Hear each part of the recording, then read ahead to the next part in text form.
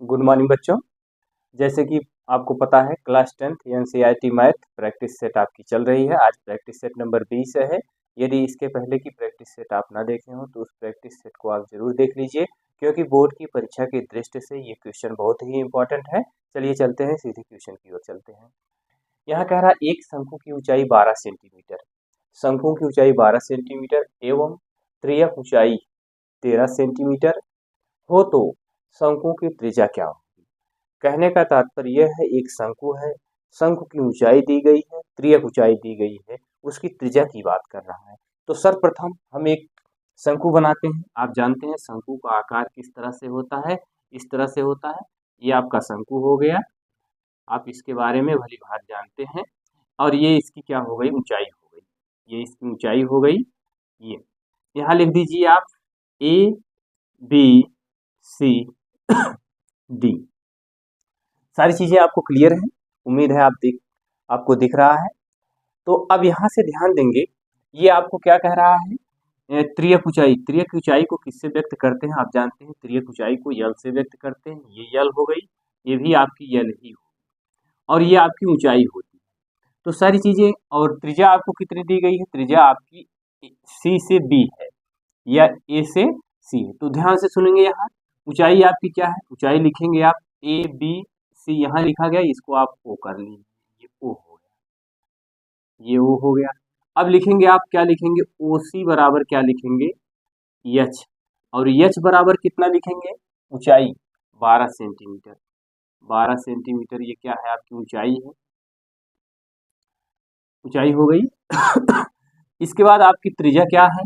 O B है, O B आपकी त्रिज्या है। और उसके बाद ए एल क्या है?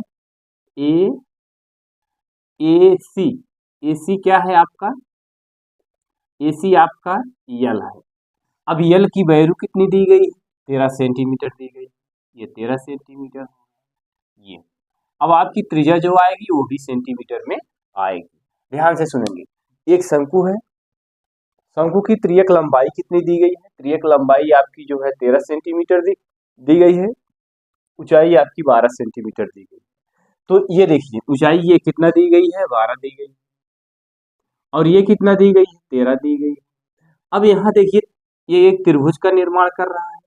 त्रिभुज आपका क्या है? लिखेंगे त्रिभुज ए, चाहे जो ले लीजिए, चाहे आप लीजिए ए ओ सी लीजिए, और चाहे आप लेंगे यहाँ से ओ बी सी, एक ही त्रिभुज का निर्माण हो रहा है। तो यहाँ से मैं आपको लिख रहा हूँ ओ बी सी में, ओ बी सी में।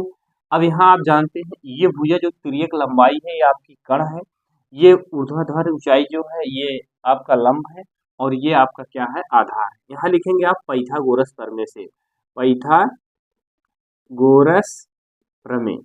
पाइथागोरस प्रमेय आप जानते हैं, कर्ण का वर्ग बराबर, कर्ण का वर्ग बराबर, यहाँ लिखेंगे लंब का वर्ग प्लस क्या लिखेंगे?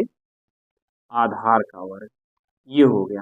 कर्ण आपका क्या है? कर्ण आप जानते हैं ओ बी सी है, तो यहाँ लिख दीजिए बी सी का वर्ग, बी सी का वर्ग हो गया। और उसके बाद फिर क्या लिखेंगे? लंब क्या है? लंब आप जानते हैं ओ सी है, ओ सी का वर्ग कर देते हैं। आधार आपका क्या है? ओ बी है, ओ बी आप लिख दीजिए। यहाँ तक तो सारी वैल्यू आप समझ रहे हैं। ये आधार हो गया, ये कर्ण हो गया, ये आपका ऊंचाई हो गई यानी लंब हो गया। अब बीसी, बीसी कहाँ है? देख रहे हैं बीसी ये है, बीसी की वैल्यू कितने दी गई है?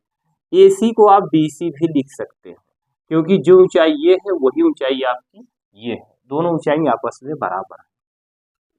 तो यहाँ क्या करेंगे? 13 का वर्ग करेंगे इक्वल टू ओ सी। कहाँ है ओ सी? देख रहे हैं ये ओ है, ये सी है। ओ सी की वैल्यू कितनी है आप बताएंगे? 12 है, तो यहाँ 12 का वर्ग करेंगे प्लस ओ बी का वर्ग करेंगे। ओ बी का वर्ग हो गया 13, 13 में कितना होता है आप जानते हैं? 169 होता है। 12 गुणे 12 करते हैं तो आप जानते हैं 12 बराबर 144 होता है, प्लस यहाँ क्या लिखेंगे? ओ बी का वर्ग हो गया। 12 गुणे 12 दो बार करेंगे इतना आएगा, 13 गुणे 13 करेंगे तो 169 आएगा। अब यहाँ 169 को ऐसे लिखेंगे, 144 को 169 के पास लाएंगे, यहाँ क्या लिखेंगे? ओ बी का वर्ग करते हैं, इसको घटाएंगे, 9 में से 4 गए कितना आ जाएगा, 5 आ जाएगा, 6 में से 4 गए कितना आ जाएगा, 2। यहाँ कितना लिखेंगे, ओ बी का वर्ग। यहाँ लिखेंगे ओ बी बराबर कितना लिखेंगे, रूट में 25 लिखेंगे। इसका आंसर कितना आएगा, 5 सेंटीमीटर आएगा। इसकी त्रिज्या आपकी निकल गई 5 सेंटीमीटर। यही आपका आंसर हो गया। इस टाइप के क्वेश्चन को आपको ऐसे ही सॉल्व करना है, कहीं भी किसी भी प्रकार की समस्या आपको नहीं उत्पन्न होनी चाहिए। चलिए ठीक है, आगे चलते हैं, अगला क्वेश्चन देखते हैं। उम्मीद है इस क्वेश्चन में कहीं कोई समस्या आपको नहीं हुई होगी।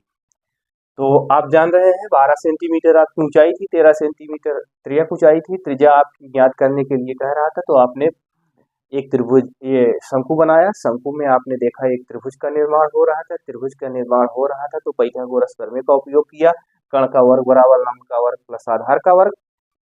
कर्ण की भुजा आपकी ये थी और लंब की भुजा आपकी ओसी थी, आधार की भुजा आपकी ओबी थी। अब इसके बाद सारी वैल्यू को प्रतिस्थापित करके इसको आप सॉल्व कर लेंगे तो आपका आंसर प्राप्त हो गया। चलिए आगे चलते हैं, अगला क्वेश्चन देखते हैं। क्वेश्चन नंबर 2 में चलते हैं।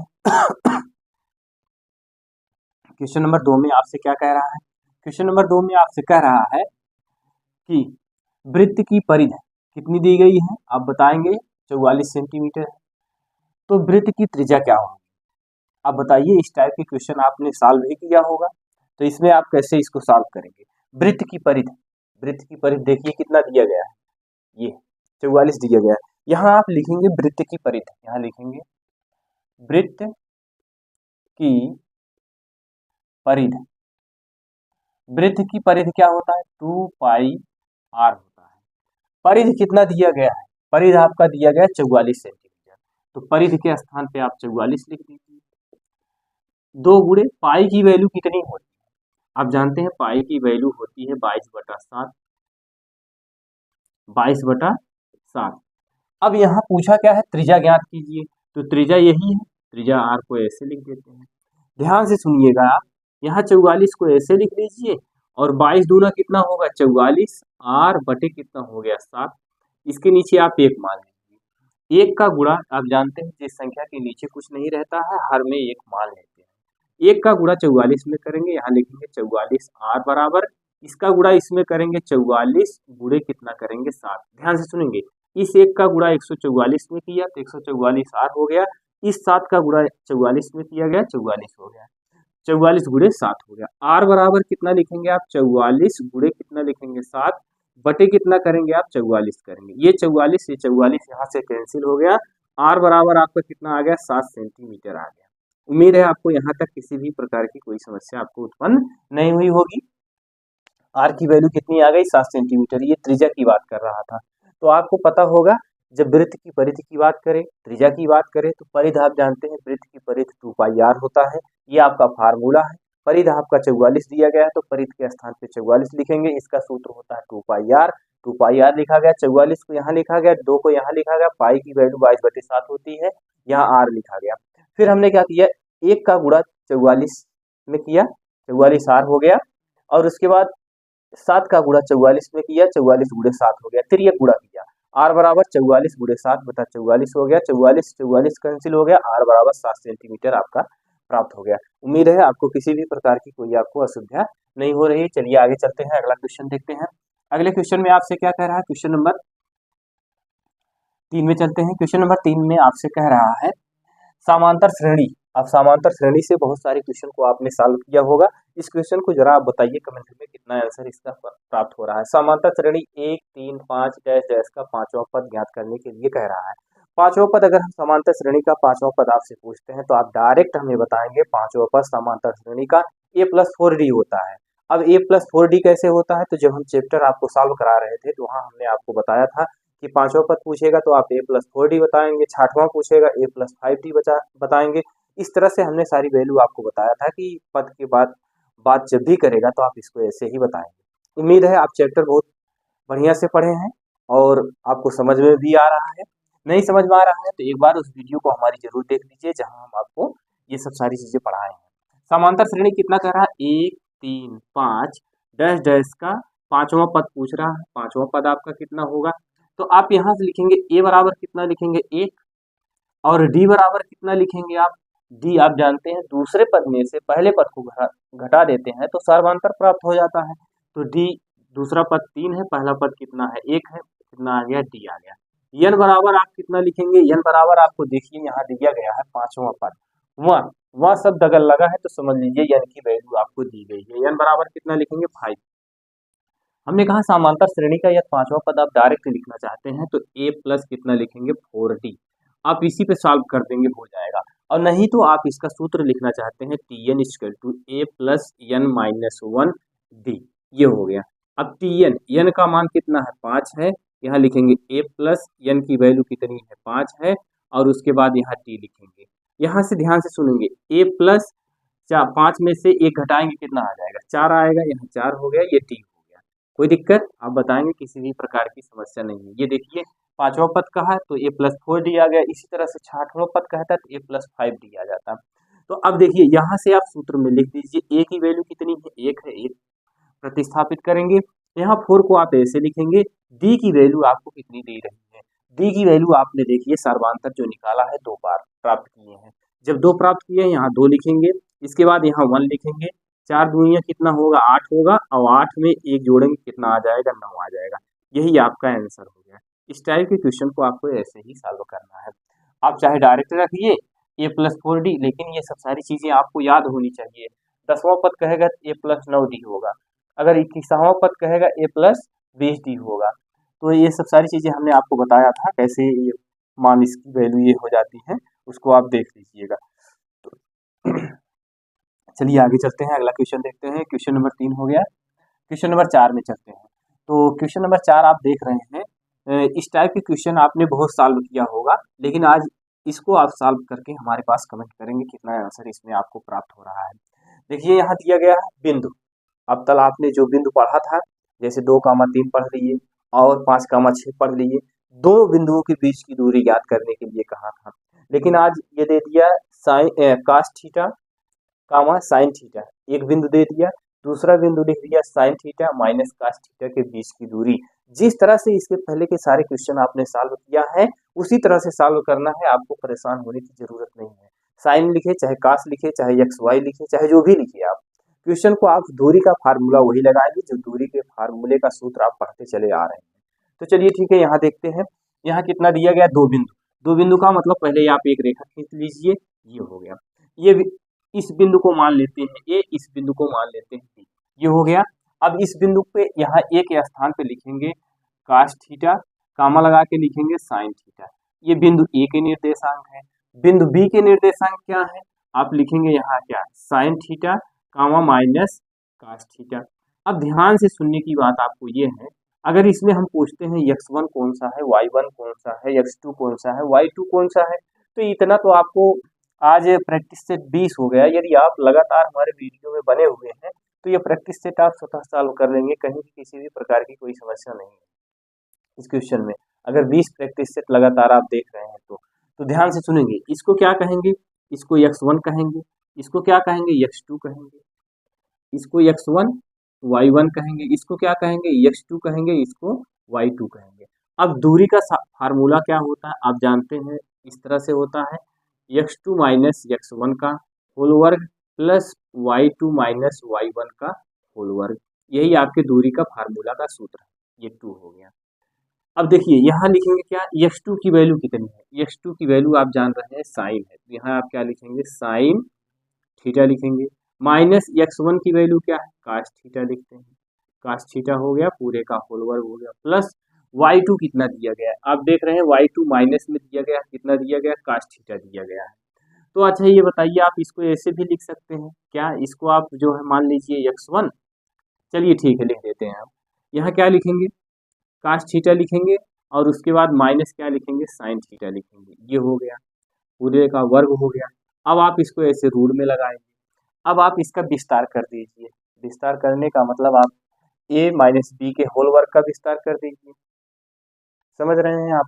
तो यहाँ आप क्या लिखेंगे, जब इसका विस्तार करेंगे तो यहाँ लिखेंगे आप साइन स्क्वायर थीटा प्लस क्या लिखेंगे, cos square theta minus 2 sine theta cos theta plus A का वर्ग, ए का वर्ग का मतलब यहाँ क्या लिखेंगे, कास स्क्वायर थीटा प्लस क्या लिखते हैं, साइन स्क्वायर थीटा, ये साइन स्क्वायर थीटा हो गया। अब इसके बाद फिर क्या लिखेंगे, यहाँ माइनस है तो माइनस जब लगाएंगे तो क्या हो जाएगा, माइनस ये माइनस है तो माइनस जैसे यहाँ माइनस लगा, इसी तरह से यहाँ माइनस लगाएंगे। जब यहाँ माइनस लगाएंगे लिखेंगे टू, क्या लिखेंगे, माइनस कास थीटा, और फिर क्या लिखेंगे, साइन थीटा।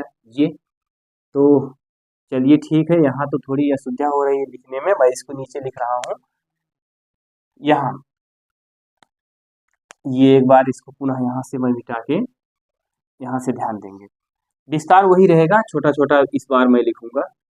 ये यहाँ क्या लिखेंगे आप, साइन स्क्वायर थीटा प्लस क्या लिखेंगे, cos square theta, minus two sine theta cos theta, ये हो गया।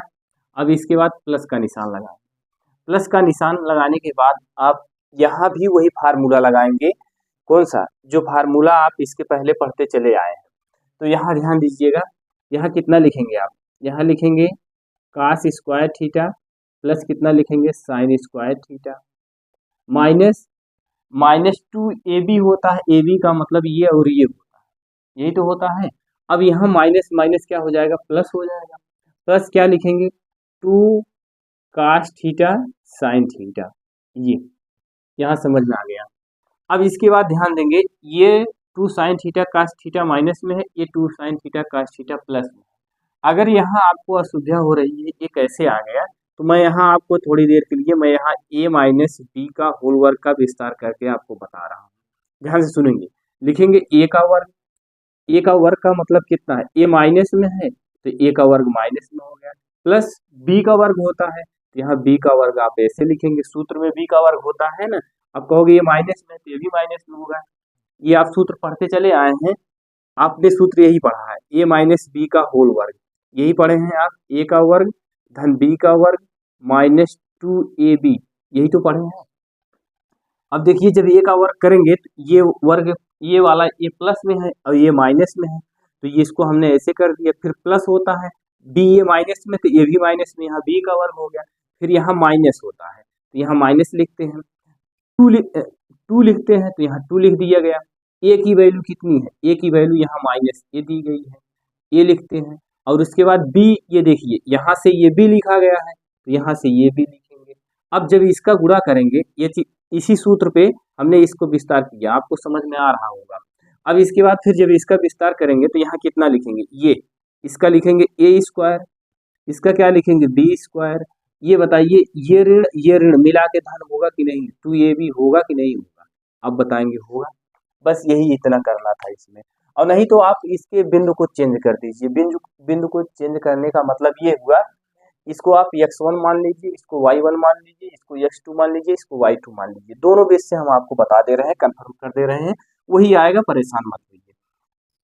यहाँ से देखिए ये और ये आपके कैंसिल हो गए, यहाँ साइन स्क्वायर और यहाँ क्या बचा, कास स्क्वायर बचा। तो sine square plus cos square के स्थान पे आप क्या लिख सकते हैं, एक, फिर प्लस का निशान लगाएंगे, यहाँ sine square plus cos square के स्थान पे एक लिख सकते हैं। तो ये आपका कितना आ गया, रूट में 2 आ गया, यही आपका आंसर बन गया। इस टाइप के क्वेश्चन को आपको ऐसे ही सॉल्व करना है। हमें उम्मीद है आपको समझ में आ गया होगा, और नहीं समझ में आया है तो मैं एक बार पुनः देखिए, हमने कहा बिंदु को चेंज कर दीजिए। बिंदु चेंज करने का मतलब हमने कहा इसको मान लीजिए x1, इसको आप मान लीजिए y1, और इसको मान लीजिए आप y2, इसको मान लीजिए x2। अब सूत्र यही है, आपको ध्यान से सुनेंगे, मैं दोनों तरीके से आपको बता दे रहा हूँ, दोनों में वही उत्तर आएगा। यहाँ x2 की वैल्यू कितनी है आप बताएंगे, कास है, यहाँ कास लिख लीजिए, और उसके बाद x1 की वैल्यू कितनी है, माइनस में लिखेंगे साइन है, साइन थीटा है, पूरे का होल वर्ग है, प्लस y2 क्या है, y2 आप देख रहे हैं साइन है, यहाँ आप क्या लिखेंगे, साइन थीटा लिखेंगे, ये हो गया। माइनस का निशान लगाएंगे, माइनस हो गया। y1 की वैल्यू क्या है, y1 की वैल्यू माइनस कास है, जब y1 की वैल्यू माइनस कास है तो ये माइनस और ये माइनस मिला के प्लस हो जाएगा, कास थीटा हो जाएगा। अब इसका आप पूरे का होल वर्क कर दीजिए इस तरह से। देखिए ये क्वेश्चन आपको यही सॉल्व हो गया। मैंने कहा आप निर्देशांक चेंज कर लीजिए, निर्देशांक चेंज करने का मतलब इसको x1 y1 मान लीजिए, इसको x2 y2 मान लीजिए, तभी आपका उत्तर वही आएगा जो आपको यहाँ गुणा करने में प्लस माइनस में थोड़ी सी समस्या उत्पन्न हो रही थी। उसी समस्या का निदान करने के लिए हम पुनः एक बार इसको दूसरे बेस से बता रहे हैं, उत्तर वही प्राप्त होगा। यहाँ देखेंगे कास ए माइनस बी का होल वर्ग है, तो यहाँ क्या लिखेंगे आप, कास स्क्वायर थीटा प्लस लिखेंगे क्या आप, साइन स्क्वायर थीटा प्लस क्या लिखेंगे, माइनस होता है यहाँ सूत्र में, -2 साइन थीटा, एक कास थीटा हो गया, प्लस ये देखिए यहाँ भी विस्तार करेंगे, कितना लिखेंगे, sine square theta plus cos square theta plus क्या लिखेंगे, 2 साइन थीटा और कास थीटा, ये हो गया। अब आप इसको ऐसे रूल में करते चलेंगे, कोई दिक्कत नहीं होगी आपको, ये हो गया। अब देखिए 2 साइन थीटा कास थीटा यहाँ है, 2 साइन थीटा कास थीटा यहाँ है, दोनों कैंसिल हो गया। Cos square theta plus sine square theta के स्थान पे एक रखेंगे और इसके स्थान पे भी एक रखेंगे, ये तो कैंसिल हो गया ये ना, तो इसके स्थान पे भी एक आता है सूत्र में, इसके भी स्थान पे एक आता है। तो आप देखिए दोनों बेस से हमने सॉल्व किया, आंसर आपका 2 ही प्राप्त हुआ और कोई आंसर नहीं प्राप्त हुआ। जी, चाहे जैसे आप लगाइए, आपके ऊपर निर्भर करता है कि सवाल आप कैसे सॉल्व करेंगे, क्योंकि हमेशा पेपर में और जब भी सॉल्व करना होता है तो क्वेश्चन को हमेशा इजी बनाने का प्रयास किया जाता है। अगर क्वेश्चन को आप हार्ड बनाएंगे तो आप उलझे रह जाएंगे। हमेशा जो है क्वेश्चन को पढ़िए और उसको इजी बनाने का प्रयास करिए कि हम इसको किस टाइप से हल करें, कैसे हल करें, सटीक ढंग से हमारा आंसर प्राप्त हो जाए। चलिए ठीक है, आगे चलते हैं, अगला क्वेश्चन देखते हैं। क्वेश्चन नंबर ये 4 था, क्वेश्चन नंबर 5 में चलते हैं। क्वेश्चन नंबर 5 में आपसे कह रहा है कि साइन स्क्वायर 18 अंश माइनस कास स्क्वायर 72 अंश का मान याद कीजिए। तो इसका आंसर कितना आएगा जरा आप कमेंट करिएगा। यहाँ आपको दे रहा है साइन स्क्वायर 18 अंश, ये देखिए क्वेश्चन नंबर 5, यहाँ लिखेंगे आप क्या लिखेंगे, साइन स्क्वायर 18 अंश माइनस कास स्क्वायर 72 अंश, यही है। अब इसमें आप इसका मान पूछ रहा है, तो किसी एक का मान आप चेंज कर दीजिए। मैं चैप्टर जब पढ़ा रहा था तो इसको सारी चीज़ें हमने बताया था कैसे चेंज किया जाता है। किसी एक की वैल्यू चेंज करिए, चाहे साइन की चेंज करिए, चाहे कास की चेंज करिए, वो आपके ऊपर निर्भर करता है कि आप किसकी वैल्यू चेंज कर पाते हैं। तो चलिए ठीक है, मैं साइन 18 का वैल्यू चेंज कर देता हूँ। साइन 18 का मतलब मैं यहाँ क्या लिख सकता हूँ, ध्यान से सुनेंगे। यहाँ लिखा जाएगा साइन स्क्वायर, यहाँ 18 है, ये बताइए 90 में से हम कितना घटा दें हमको 18 प्राप्त हो जाए। तो ध्यान से सुनेंगे, यहाँ लिखेंगे 90 माइनस, अब आपको कितना लाना है, आप ये जानना चाह रहे हैं 90 में से हम कितना घटा दें 18 प्राप्त हो जाए।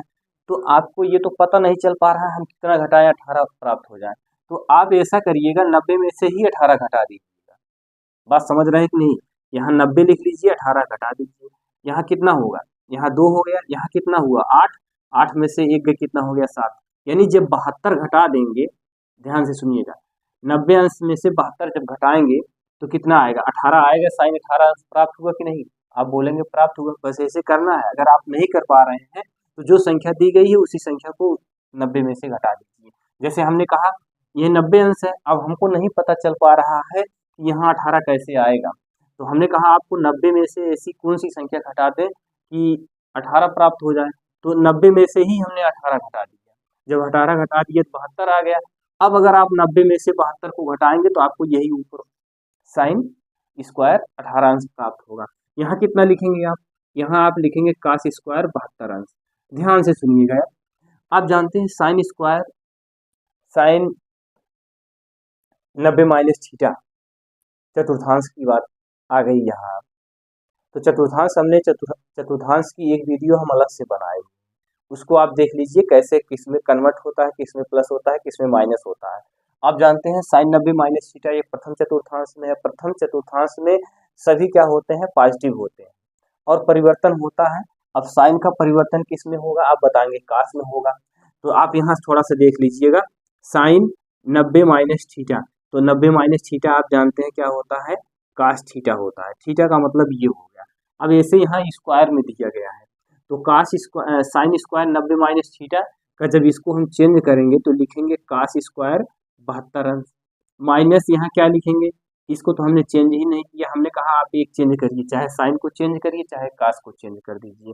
तो देखिए कास स्क्वायर 72 अंश, कास स्क्वायर 72 अंश, ये कास प्लस में है, ये कास माइनस में है, तो कैंसिल हो गया। आपका आंसर कितना प्राप्त हो गया, 0। यही आपका आंसर हो गया। ये बस इस टाइप के क्वेश्चन को आपको ऐसे ही सॉल्व करना है। चलिए आगे चलते हैं, क्वेश्चन नंबर 6 में देखते हैं। कह रहा है मूलों का योगफल क्या होगा। मूलों का योगफल आपको दिया गया 5x स्क्वायर माइनस कितना दिया गया 3x प्लस 2 इक्वल टू 0। अब इसमें कह रहा है मूलों का योगफल ज्ञात करिए। तो मूलों का योगफल हमने आपको डायरेक्ट एक फार्मूला बताया था, आपके बुक में भी है, हमने उस फार्मूले का चर्चा भी किया और कई भी प्रैक्टिस सेट में मूलों का योगफल, मूलों का गुणनफल हमने आपको निकालना बताया कैसे निकाला जाता है। उम्मीद है ये प्रैक्टिस सेट में सारे क्वेश्चन आप हमारे देखे होंगे तो आपको समझ में आ ही रहा होगा। यहाँ देखिए मूलों का योगफल कह रहा है तो मूलों का योगफल अल्फा प्लस बीटा बराबर माइनस बी बाई ये होता है। अब हमने आपसे यही बताया योगफल यही होता है अल्फा प्लस बीटा। यहाँ आप योगफल भी लिख सकते हैं। अब माइनस बी क्या है, आप ये देखिए ये सूत्र से माइनस है, माइनस हो गया। ये बी है, बी की वैल्यू कितनी दी गई है, बी की वैल्यू -3 दी गई है। ए की वैल्यू ये है, इसको ए बोलेंगे, इसको बी बोलेंगे, इसको सी बोलेंगे, ये हो गया। अब यहाँ ए की वैल्यू कितनी है आप बताएंगे 5 है, तो अल्फा प्लस बीटा बराबर ये ऋण मिला के धन हो गया 3/5 हो गया। यही आपका आंसर हो गया। इस टाइप के क्वेश्चन को आपको ऐसे ही सॉल्व करना है। उम्मीद है कहीं भी किसी भी प्रकार की कोई आपको असुविधा नहीं हुई होगी। चलिए चलते हैं अगला क्वेश्चन देखते हैं। आगे क्वेश्चन में आपसे क्या कह रहा है, अगला क्वेश्चन आप प्रयास करेंगे थोड़ा सा सॉल्व करने का। चलिए ठीक है आगे देखते हैं। अगले क्वेश्चन में आपसे कह रहा है यदि समांतर श्रेणी का सर्वांतर 7 है तो 25 है, A25 माइनस A21 का मान क्या होगा। अब तो ये बात वही हो गई, समांतर श्रेणी का हमने कहा अगर 25वां पद पूछ रहा है तो क्या लिखेंगे, डायरेक्ट आप बताइए। 25वां पद कहेगा ए प्लस कितना लिख देंगे 24D लिखेंगे, और 21वां पद कह रहा है तो ए प्लस कितना लिख देंगे 20D लिख देंगे। यही तो हमने आपसे कहा था। तो चलिए ठीक है, अब यहाँ से देखिए क्वेश्चन में डी बराबर कितना दिया गया है, डी बराबर आपको 7 दिया है। अब लिखा है आपको लिखा है A25 माइनस कितना लिखा है A21, यानी समांतर श्रेणी का 25वां पद यहाँ लिखना है, 21वां पद यहाँ लिखना है। तो अगर समांतर श्रेणी का 25वां पद कहेगा तो n के स्थान पे कितना है, सूत्र क्या होता है a plus n minus 1D, यही सूत्र होता है। ये 25 लिखा गया है यानी समांतर श्रेणी का 25वां पद कह रहा है, तो n बराबर कितना लिखेंगे 25, यहाँ लिखेंगे a प्लस n के स्थान पे 25 माइनस 1, इस d को ऐसे लिखेंगे a प्लस 25 में से घटाएंगे कितना आ जाएगा 24, ये d हो गया, ये हो गया। अब यहाँ से देखिए 25वां पद कह रहा है तो 25वां पद के स्थान पे क्या लिखेंगे a प्लस 24D माइनस कौन सा पद कह रहा है 21वां पद कह रहा है, यह 21 लिखा गया इसलिए 21वां पद कह रहा है, तो कोष्टक में लिखेंगे a प्लस कितना लिखेंगे 20D, ये होगा। अब यहाँ इसको आप सॉल्व कर लीजिए, a प्लस कितना लिखेंगे 24D, कोष्टक के पहले ऋण चिन्ह है तो बीच के चिन्ह परिवर्तित हो जाते हैं, ये आप बहुत समय पहले से जान रहे हैं। माइनस ए हो गया, ये प्लस है तो माइनस हो गया 20D हो गया, ये माइनस ए और ये प्लस ए दोनों कैंसिल हो गया, ये कितना बचा आप बताएंगे, ये बचा 24D और ये कितना बचा माइनस 20D। अब ध्यान से सुनेंगे 24D में से 20D को घटाएंगे कितना आएगा, तो आप जानते हैं 24 में से 20 को घटाएंगे तो कितना प्राप्त होगा 4D प्राप्त होगा। अब कहोगे आपका यही आंसर हो गया, अभी आपका आंसर नहीं प्राप्त हुआ, क्यों, क्योंकि D की वैल्यू सर्वांतर आपको दिया गया है, कितना दिया गया है सर्वांतर दिया गया है 4, सर्वांतर आपको 7 दिया गया है, यहाँ 4 लिखा गया है, 4 को ऐसे लिख लीजिए। अब इसका गुणा इसमें करेंगे 7 चौक कितना हो जाएगा 28, ये आपका आंसर हो गया। इस टाइप के क्वेश्चन को आपको ऐसे ही सॉल्व करना है। उम्मीद है सारी चीजें आप समझ रहे हैं, आपको कहीं भी किसी भी प्रकार की कोई असुविधा नहीं है। चलिए आगे चलते हैं, क्वेश्चन नंबर 8 में चलते हैं। क्वेश्चन नंबर 8 में भी आप इस टाइप के क्वेश्चन सॉल्व कर चुके हैं, बस आप रिवीजन कर रहे हैं कि सवाल इस तरह से आएगा, कितनी जल्दी हम कितने समय में इसको सॉल्व कर लेते हैं। कह रहा है 1 से 9 तक की प्राकृत संख्याओं का समांतर माध्य क्या होगा। 1 से कितने तक कह रहा है 9 तक की कह रहा है। अब समांतर माध्य का फार्मूला क्या होता है, 1 से लेके 9 तक कह रहा है तो 1 2 3 4 5 6 7 8 9 तक हो गया। अब इन्हीं संख्याओं का कह रहा है समांतर माध्य ज्ञात कीजिए, तो आप यहाँ लिखेंगे माध्य क्या कहा गया क्वेश्चन ये है, माध्य ज्ञात कीजिए। तो माध्य बराबर क्या होता है, माध्य बराबर होता है पदों का योग, पदों का योग बटे पदों की संख्या। पदों का योग क्या क्या लिखेंगे 1 + 2 + 3 + 4 + 5 + 6 + 7 + 8 प्लस कितना लिखेंगे 9 बटे पदों की संख्या 1 से लेके 9 तक है 9 लिख लीजिए बस। अब ध्यान देना है, अब आपको इसको जोड़ना है, जोड़ेंगे कितना आएगा चलिए जोड़ते हैं, 3 2 5, 5 1 6। चलिए यहाँ से एक में 2 जोड़ेंगे कितना हो जाएगा 3, 3 3 6 हो गया, 6 4 10 हो गया, 10 5 कितना हो गया 15, 15 में 6 जोड़ेंगे तो 21, 21 7 कितना हो जाएगा 21 7 आपका हो गया 28, 28 2 30, 30 6 36, 36 में 9 जोड़ेंगे कितना हो जाएगा 36, 4 40 5 45, आपका कितना हो गया 45 बटा कितना हो गया 9।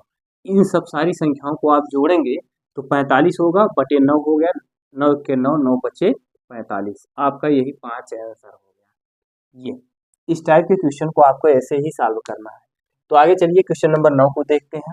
क्वेश्चन नंबर 9 में आपसे कह रहा है लिखा है 9 sec a माइनस कितना लिखा गया 9 tan स्क्वायर a, यही लिखा है।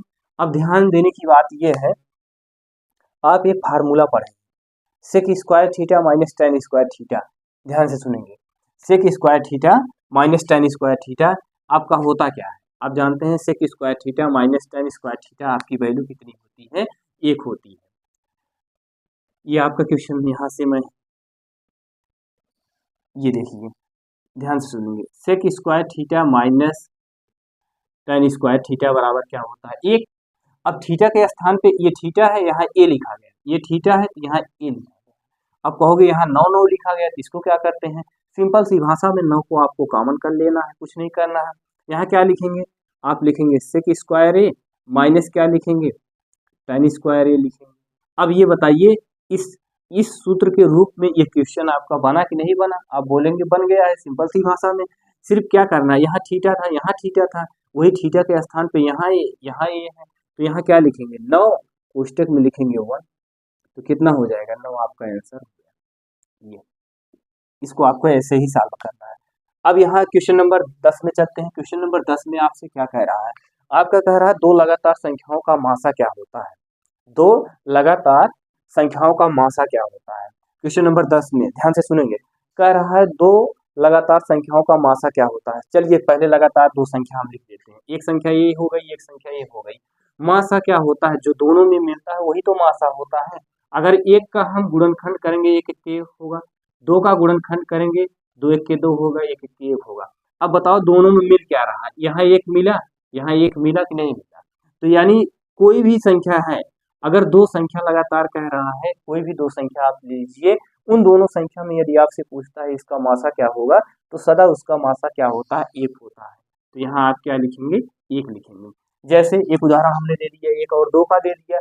अगर हम यहाँ लिखते हैं लगातार, दो क्रमागत लगातार संख्या कह रहा है, जैसे हमने 1 2 लिया, चलिए 2 3 ले लेते हैं, 2 3 क्रम से है कि नहीं है। अगर हम 2 का अगर हम 2 का गुणनखंड करेंगे क्या होगा, 2 1 के 2 होगा, 1 1 के 1, यही तो होता है। अगर 3 का करेंगे 3 1 के 3 होगा, 1 1 के 1 होगा, यही तो होगा। अब देखिए दोनों में वही निष्ठ क्या है, अगर लासा की बात करता तो ये और ये दोनों का गुणा करके लिख दिया जाता, लेकिन जब मासा की बात कर रहा है, एक यहाँ मिल रहा है एक यहाँ मिल रहा है, तो हमेशा क्या होगा, कोई भी संख्या हो जब लगातार की बात कहेगा तो उसका मासा हमेशा सदा 1 होता है। चलिए ठीक है, उम्मीद है आपके सारे क्वेश्चन समझ में आ गए होंगे। कहीं भी किसी भी प्रकार की कोई असुविधा हो तो आप उस क्वेश्चन का नंबर, क्वेश्चन नंबर 1 2 3 जो भी रहेगा उसको आप लिख के कमेंट करिएगा। और इतनी देर एग्जाम वीडियो में और प्रैक्टिस सेट में बने रहने के लिए आपका बहुत बहुत धन्यवाद। Thank you.